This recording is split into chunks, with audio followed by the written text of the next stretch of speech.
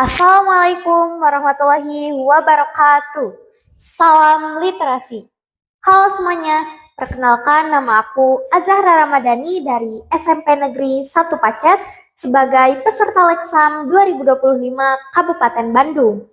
Di sini aku akan mereview buku Bintang Literasi Kabupaten Bandung karya siswa tentang kisah literasi beserta tantangan Leksam dan Talenta sebagai tantangan Leksam Bedas di bulan Juni. Buku ini diterbitkan oleh CV Malik 19. Cetakan pertamanya pada bulan November 2024 dengan 240 halaman.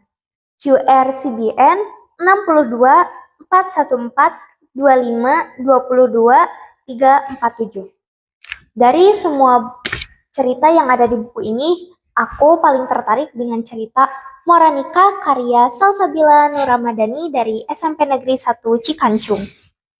Alasan aku tertarik dengan cerita ini karena cerita inilah yang paling relate di hidup aku. Entah kenapa dari sekian banyak cerita, aku langsung tertuju dengan cerita Moranika ini.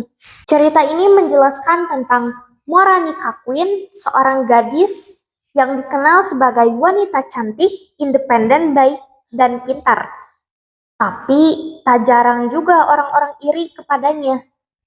Tapi Moranika bukan tipe orang yang mendengarkan opini maupun hinaan dari orang lain. Sampai suatu saat, Moranika tengah fokus membaca buku. Tak lama datang seorang wanita dan menangis. "Kau siapa?" tanya Moranika. Wanita itu tak menjawab dan masih tetap menangis terisak-isak. "Berhenti menangis dan jawab pertanyaanku," kata Moranika. Tak lama dia berhenti menangis. "Kau tidak mengenalku, tapi aku mengenalmu. Kita seangkatan di sekolah. Aku ingin sepertimu.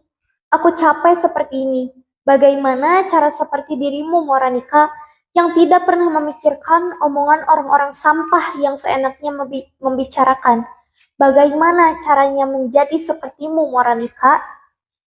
Moranika terdiam sejenak. Dia sedikit bingung, tapi dia mengerti dengan kondisi wanita di sebelahnya yang tengah menangani.